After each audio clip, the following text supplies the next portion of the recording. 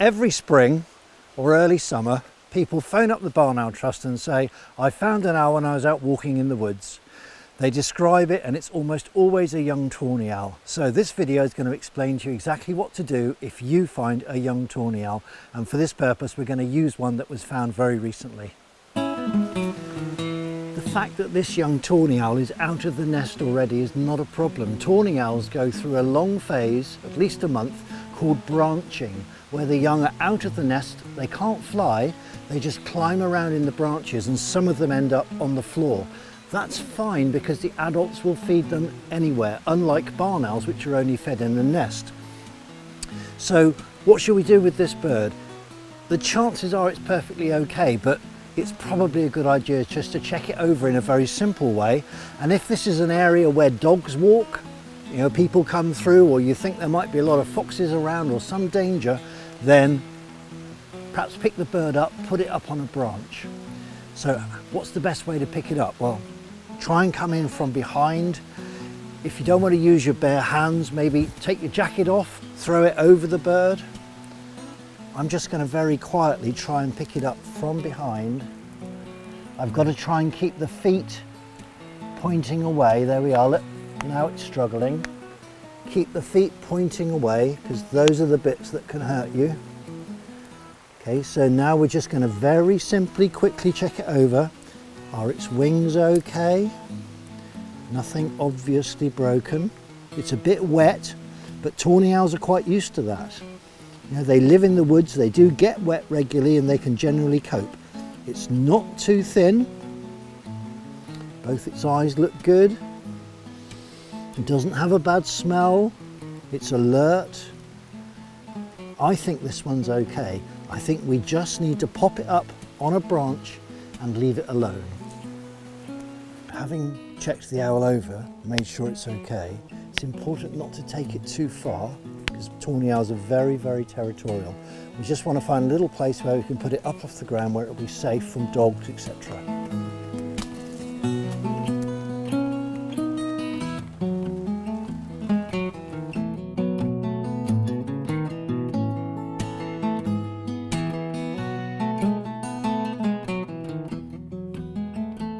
Let's say you're walking past a farm building and suddenly there's an owlet, a young owl on the floor. What should you do?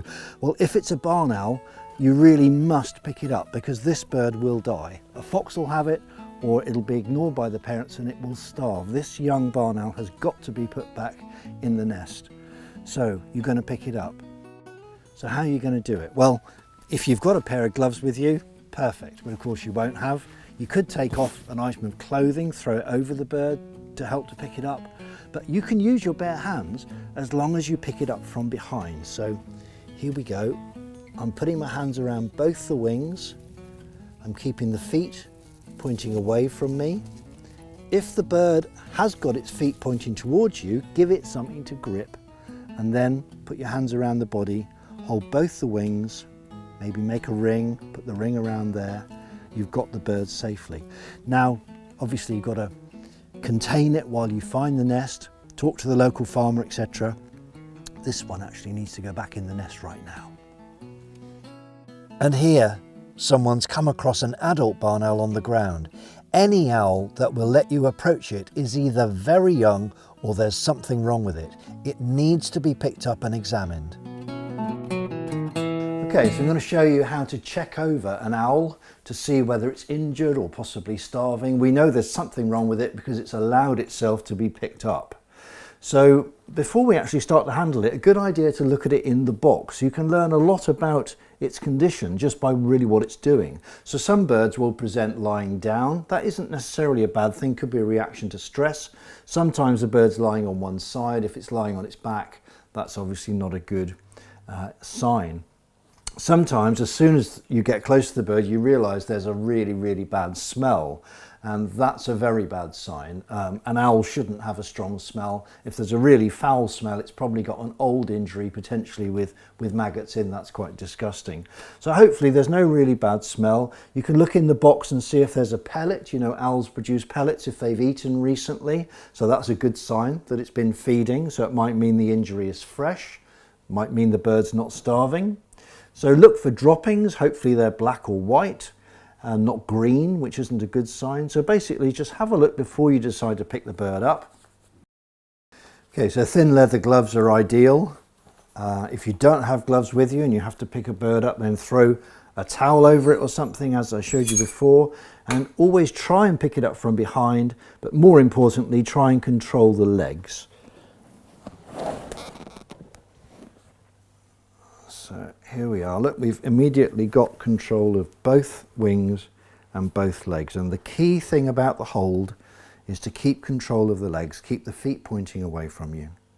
Okay, you can't really do a good check with gloves on. So once you've got control of the feet, it's a good idea to remove the gloves. If the bird starts to struggle, you can calm it down just by covering the face. You could use a little flannel for that, or a little bit of towel or something. Now, when a bird is starving, its breastbone is very protrusive.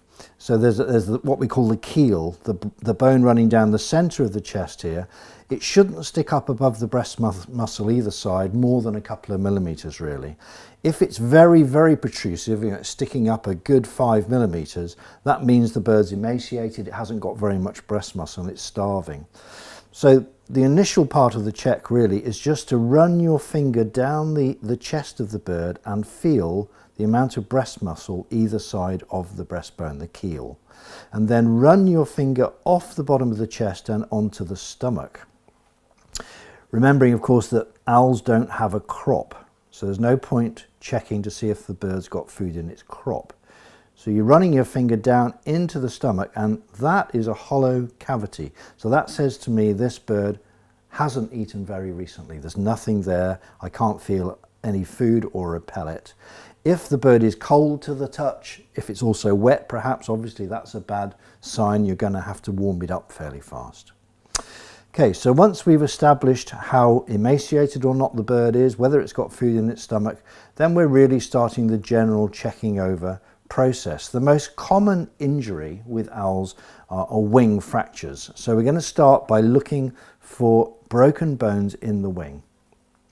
We can spread the wing. We can look at the feathers, see whether they look like any of them are broken. Sometimes you have birds where there's a really obvious injury. As soon as you spread the wing, you can see, something that's obviously not right. Don't ever expect to see a lot of blood. Birds don't contain very much blood compared to mammals.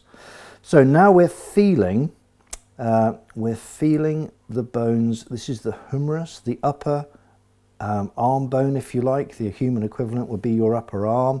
We're feeling the bone there to see if there's any fractures. We're feeling the joint, the elbow joint, to see if there's any unusual movement. You're feeling also for wet patches where there might be some blood.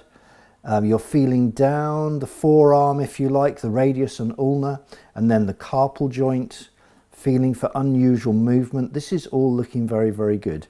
We can see, by the way, this is spotty, so this is a female. It's rather nice. Same check on the other side. Now, if you're not experienced, then it's very useful to compare one side with the other. If they're very different, then obviously that suggests there's something wrong. Of course, if you're not confident about doing this, you've really got to get the bird to a vet. But a lot of vets actually aren't very experienced with birds. You've got to choose your vet carefully. So we're checking again the upper arm, the forearm, as it were, the wrist joint, the carpal joint is the technical term, and that all looks very, very good. Now we're going to check the legs in a similar way. So we release one leg at a time, keep hold of the other one. Remember, the feet are the dangerous bit, so keep the feet pointing away from you. So we're checking the thigh, as it were, is right up here, and then this is the shin. The ankle in birds is very long, so this entire part of the leg here is actually the ankle. That all looks very good. You can see whether the bird's toes are reacting normally. Lack of movement might indicate a spinal injury, something wrong with the nervous system. We do the same on the other side. Check these bones. Everything looks good. All right. So now we're going to have a quick look at the back passage of the bird just to make sure everything's looking clean. If it's got an internal problem, It may be what's called scouring. There may be some foul, kind of chalky, foul smelling substance around the back passage. This bird looks very clean, so that's a good sign as well. Another really good indication of the bird's bodily condition is its weight. So you could perhaps weigh an empty box, put the bird in the box, weigh the box with the bird, work out how many grams it is. You can find out the starvation weights and the normal weights of owls on the Barn Owl Trust website. Okay, so we've checked the breast, the stomach, the wings, the legs. Now we need to look at the head area. So we're going to look at the eyes first. Now this bird's got its eyes open, which is actually very, very unusual. Wild birds normally present with the eyes closed, and you have to actually open the eye. And it's easy with this one. So you can see there the eyeball looks superb. It's a lovely dark brown colour. It's very bright. There's no discharge. The eye hasn't collapsed, as you sometimes see if there's a serious injury. Let's look at the left eye now. Yep, that looks very good too. No worries there. And now we're going to check inside the beak. So we bring our hand down, we grab the upper mandible, carefully open the beak. Don't open it any wider than that. It's about 20 millimeters at the front. It's plenty wide enough.